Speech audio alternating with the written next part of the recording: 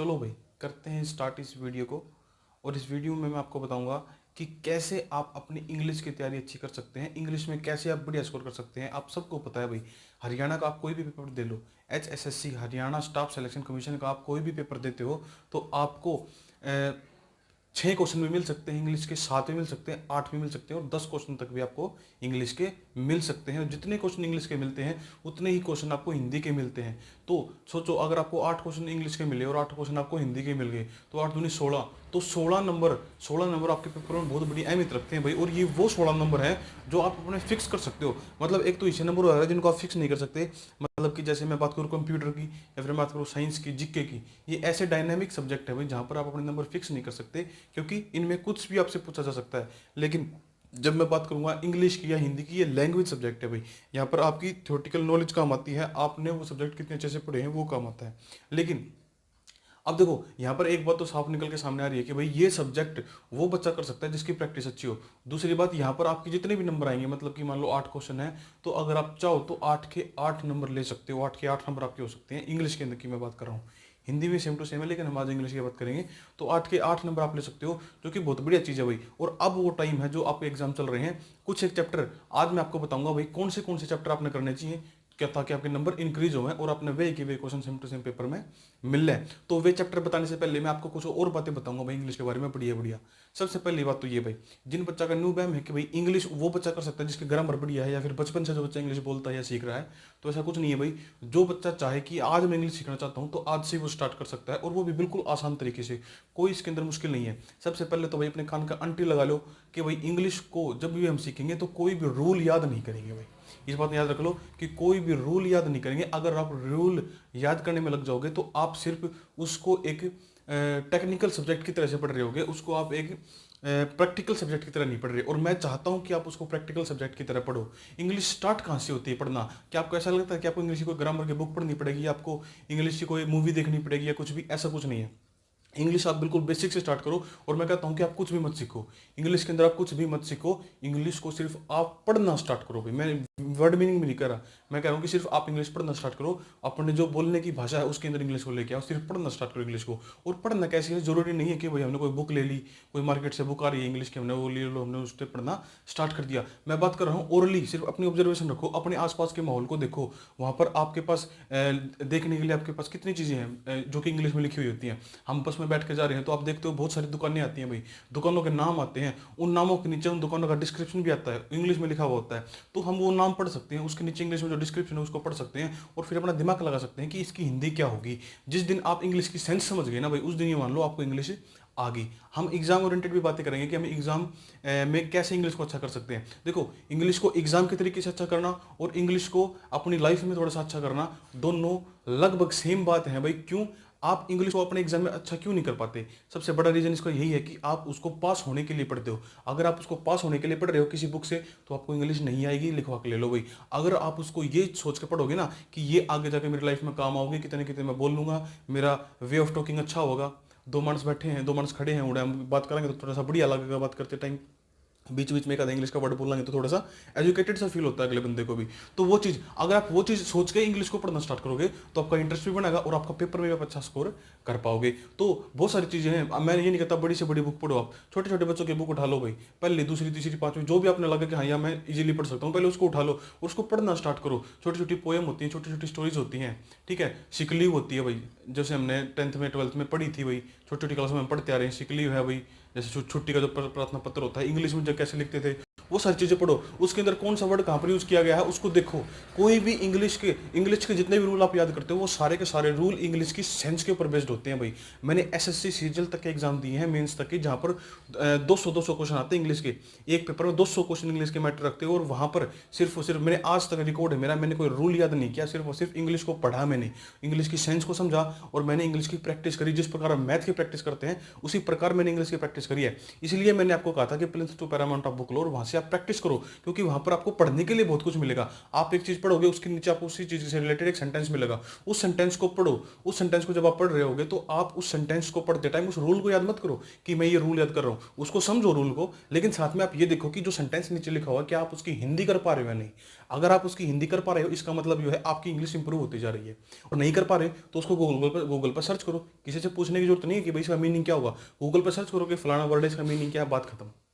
ठीक है, तो अपनी इंग्लिश आप खुद से सुधार सकते हो। आपको ना किसी यूट्यूब चैनल की जरूरत है, ना किसी चीज़ की आपको जरूरत है। हाँ, एडिशनल इन्फॉर्मेशन के लिए और बढ़िया बढ़िया एडवांस चीज़ें सीखने के लिए आप किसी टीचर को फॉलो कर सकते हो। मैं किसी का नाम नहीं ले रहा, जो आपने ठीक लगा, जो आपने लगा कि हाँ ये बढ़िया कंटेंट कराना लग रहा है, आप उसको फॉलो करो, लेकिन इंग्लिश पढ़ना स्टार्ट करो पहले। ठीक है, तो ये थी भाई मोटी मोटी बात इंग्लिश की, कि भाई इंग्लिश को हम कहाँ से पढ़ सकते हैं। सिर्फ अपने आसपास के वातावरण, अगर जितनी बात मैंने अब तक आपको बताई, अगर मैं इसको कंसाइज करके एक बात मैं आपको बताना चाहूँ, तो अपने वातावरण को देखो, उसको ऑब्जर्व करो कि आसपास में क्या है। जितनी भी चीज आपको देते, कोई ट्रक जाने लग रहा है, उसके पास कुछ इंग्लिश में लिख रहा है, उसके पास लिखा है ब्लो हॉर्न, ट्रक के पास लिख रखा है ब्लो हॉर्न। तो ब्लो हॉर्न का मतलब आपको नहीं पता, लेकिन पता होना चाहिए। अगर जिस दिन यह जिज्ञासा अपने मन मांगी तो इंग्लिश अपने आप सुधर जाएगी। ब्लो मैंने बजाना या फिर चलाना, या फिर फ्लो में कोई चीज चलना। ब्लो हॉर्न तो मतलब हॉर्न बजाओ, इसके बात का मतलब यो है। कीप डिस्टेंस, ट्रक के पास लिख रखा है कीप डिस्टेंस, कीप मैंने रखना, रखो, डिस्टेंस मैंने दूरी, मतलब कि दोनों जो व्हीकल है उनके बीच में दूरी रखो। तो हर एक चीज का जो है मीनिंग आपको पता होना चाहिए। जो आस पास आपको चीजें दिख रही हैं, आप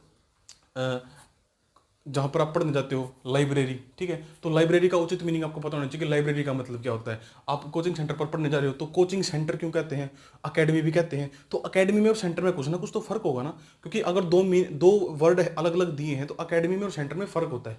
तो सेंटर समझो, अकेडमी समझो, फिर सेंटर की भी अलग अलग मीनिंग होते हैं। एक सेंटर बीच वाला सेंटर होता है, एक सेंटर होता है कोई संस्थान। ठीक है, तो दोनों चीज हमने बेरा होना चाहिए। उसके बाद बहुत सारे छोटे छोटे वर्ड हैं जो हमें नहीं पता होते। ठीक है, अपने शरीर के सारे हिस्से हैं, इन्हीं चीजों से इंग्लिश निकल के आती है। धीरे धीरे इंग्लिश इंप्रूव होगी भाई। कोई बालक नूचा हुआ है कि 10 दिन में मैं बुक पढ़ के इंग्लिश सीख लूंगा, तो ऐसा कुछ नहीं है। इंग्लिश आपकी प्रैक्टिस से आएगी, ऑब्जर्वेशन से आएगी, और इतनी सारी बात जब आप कर लोगे तो आप इंग्लिश को धीरे धीरे ये फील करोगे कि आपको इंग्लिश आनी स्टार्ट हो गई है। ठीक है, और अब बात करते हैं वो उन 6 चैप्टर के बारे में आपको बताऊंगा जो आपने थंबनेल में भी देख लिए होंगे।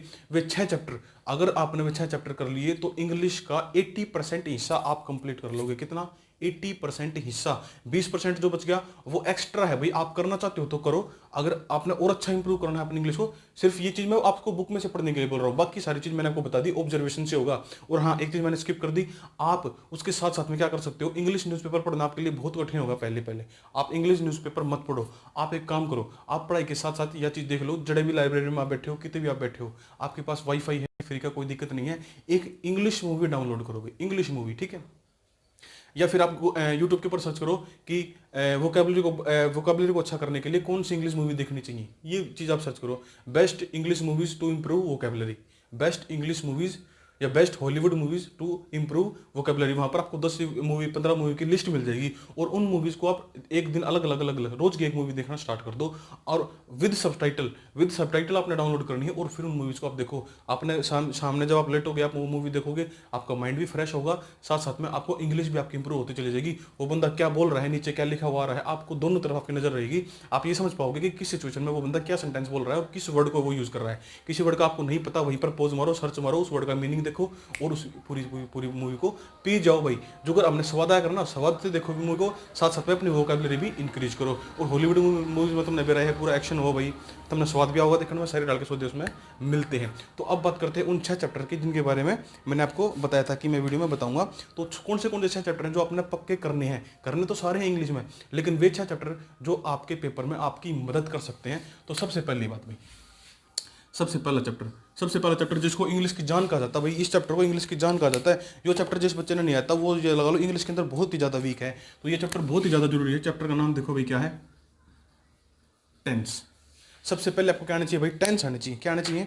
टेंस आनी चाहिए। टेंस मैंने नहीं कहता आपको बहुत अच्छे तरीके से आनी चाहिए। आप ये चीज़ें देखो, जितना भी मटेरियल मैं आपको बताऊंगा, जितना भी मटेरियल मैं आपको बताऊंगा, वो सारा सारा मटेरियल आपको कहाँ पर मिल जाएगा, इंग्लिश की। वैसे तो आप कोई भी बुक ले लो आपको मिल जाएगा, लेकिन पैरामाउंट की जो बुक है, प्रिंस टू पैरामाउंट, वो ईजी टू रीड है, आप उसको खुद से पढ़ सकते हो, समझ सकते हो। तो टेंस की मैंने बात करी, सबसे पहले आपने चैप्टर निपटाना है। एक दिन में बैठ के आराम से निपटा सकते हो, आपको कोई दिक्कत नहीं है। और प्रैक्टिस करने के लिए भी बहुत सारे आपको उसमें जो है सेंटेंसेज हैं, पैराग्राफ है, आपको मिल जाएंगे। दूसरी चीज भाई, जब आप टेंस कर लोगे उसके बाद आप करोगे वॉइस। जिसको हिंदी में बोलते हैं वाच्य। देखो टेंस तो क्या हुआ, काल काल। वैसे देखो हिंदी में इनका मतलब लिखना कोई फर्क नहीं पड़ता, आपको पता होना चाहिए टेंस क्या होता है। वॉइस भाई, वाच्य जिसको बोलते हैं, ठीक है। तीसरा नरेशन, नरेशन, नरेशन आपको करना है। टेंस हो गए, वॉइस हो गए, नरेशन हो गए। ये 3 चैप्टर ऐसे हैं, ये 3 चैप्टर ऐसे हैं जहां से आपको पर्सन मिलने के 90% चांसेस है कि यहाँ से आपको पर्सन मिलेगा आपके पेपर में। तो ये 3 चैप्टर मस्ट है। ये 3 चैप्टर करने के बाद आप जो इससे पहले मैंने जो रामायण गई वो बहुत जरूरी है भाई। जब तक आप वो नहीं करोगे तो ये करने का कुछ भी फायदा नहीं है। जब तक आप नॉर्मली इंग्लिश पढ़ना स्टार्ट नहीं करोगे, सिर्फ रीड करो, कोई रूल याद नहीं करना, कुछ नहीं करना, सिर्फ रीड करो और उसके बाद ये चीज़ साथ साथ में पढ़ते रहो, आपकी इंग्लिश अपने आप इंप्रूव होती चली जाएगी। सिर्फ पेपर के लिए नहीं, आपकी डेली रूटीन लाइफ के लिए भी चीज़ें बहुत जरूरी है भाई। चौथा चैप्टर भाई, चौथा चैप्टर मोस्ट इंपॉर्टेंट चैप्टर है भाई, मोस्ट इंपॉर्टेंट। इन तीनों से ज्यादा कहीं ना कहीं इंपॉर्टेंट है आर्टिकल। ये मैंने इंपॉर्टेंट क्यों बताया, एक तो ये आसान है भाई, एक तो ये आसान है, आर्टिकल बहुत ही ज़्यादा आसान है, आप इसको इजीली कर सकते हो, कोई ज़्यादा इसमें मोटे मोटे रूल भी नहीं है और आपको समझ में भी आ जाएगा भाई। बुक में भी आ जाएगा, कोई वीडियो आप देखना चाहो तो वीडियो भी देख सकते हो और इसमें से क्वेश्चन पक्का बनता है भाई। आर्टिकल से आपको क्वेश्चन पक्का बनता है, मैं आपको बता देता हूँ। जहाँ पर आपसे पूछा जाता है भाई ए एन या द, आपने देखा होगा एक सेंटेंस दे देंगे, उसके बीच में खाली स्थान दे देंगे और ऑप्शन में दे देंगे ए एन द और एक नोटा, ये ऑप्शन दे देंगे। फिर आपने बताना होता है भाई ए आएगा, एन आएगा या द आएगा। तो इन 3 चीजों का प्रयोग सीखते हैं हम इस चैप्टर में, ठीक है। तो वो चीज, उसके बाद चैप्टर नंबर 5 भाई, कंजंक्शंस। कंजंक्शंस आप कर लेंगे, ये भी आपको उस बुक में मिल जाएंगे और सारे के सारे आपको चैप्टर में प्रैक्टिस करने के लिए बहुत सारे सेंटेंसेस भी आपको साथ साथ में मिलते रहेंगे। उसके बाद में एक लास्ट फाइनल कौन सा रहेगा भाई, प्रेपोजिशन। मैं ये नहीं कहता कि भाई इन्हीं चैप्टर से पेपर आएगा, सारे बच्चे ध्यान से देख लो, मैं ये नहीं कहता कि इन्हीं चैप्टर से पेपर आएगा, लेकिन मैं ये कहता हूं कि ये चैप्टर करने से आप मैक्सिमम हिस्सा कवर कर लोगे अपने पेपर का मैक्सिमम हिस्सा आप कवर कर लोगे। Tense, voice, narration, article, conjunction और प्रेपोजिशन करने के बाद बहुत सारी चीजें बचती हैं। वो चीजें वो बच्चा करेगा जिसकी इंग्लिश स्टार्टिंग से अच्छी है और वो अपनी इंग्लिश को और बढ़िया इंप्रूव करना चाहता है। ये मस्ट है भाई। ये कोई बालक 0 लेवल पे बैठा हो, चाहे कोई बालक 100 लेवल पे बैठा हो, पेपर से पहले ये जरूर प्रैक्टिस करके जाइयो भाई, ठीक है। ये प्रैक्टिस के लिए बोल रहा हूं मैं, पेपर से पहले ये जरूर प्रैक्टिस करके जाइयो, यहाँ से क्वेश्चन आने के चांसेस ज्यादा हैं। इसलिए जो बच्चा अब इंग्लिश पढ़ना स्टार्ट कर रहा है उनके लिए बता रहा हूँ कि पहले ये जरूर कर लियो, इसके बाद में जो बच जाए फिर वो कर लियो, ठीक है। तो ये वे चैप्टर 6 चैप्टर थे भाई जो आपको इंग्लिश में मोस्टली हेल्प कर सकते हैं आपके पेपर में, कि भाई आपका क्वेश्चन नहीं था फंसा है और आप उसने सोल्व कराओ। इसके बाद बात करते हैं भाई एक सेक्शन और की। वैसे तो मैंने वो गिना नहीं सेक्शन, लेकिन मैं नॉर्मली आपको बता देता हूँ सेक्शन क्या है भाई, वो कैब, ठीक है। अगर कोई बच्चा प्रिंस टू पैरामाउंट की बुक यूज कर रहा है तो लास्ट के 8-9 चैप्टर हैं भाई, लास्ट के 8 से 9 चैप्टर, लास्ट के 8-9 चैप्टर हैं, वो सारे सारे वो कैब से भरे हुए हैं भाई। आपको वो कैब करने का तरीका भी आना चाहिए, जरूर नहीं है कि आज लग गया आज बैठकर 100 वर्ड कर दिए ना, कुछ फर्क नहीं पड़ता और ना कुछ फायदा हुआ 100 वर्ड ना तब याद है ना कुछ और। वो कैब करने का सबसे बेस्ट तरीका क्या है, जो भी वर्ड आप यूज कर रहे हो, जो भी वर्ड आप सीख रहे हो, उसको लिख कर देखो, उसको अपनी डायरी में नोट करो और उसको अपने दिमाग में सेट करो और उसे किसी सेंटेंस में पिरो कर देखो, उसको सेंटेंस में बोल कर देखो कि इस सेंटेंस को यहाँ, इस वर्ड को यहाँ पर मैं यूज कर सकता हूं। तो वो कैब के अंदर आपको क्या क्या करना है वो देख लो भाई। इन 8 चैप्टर में क्या क्या आपको मिलेगा भाई। पहले तो सिंपल वो कैब मिलेगी, जहां पर आपको एक वर्ड मिलेगा उसका एक मीनिंग मिलेगा, बात खत्म, ठीक है। आपको मिलेंगे सिनोनिम्स,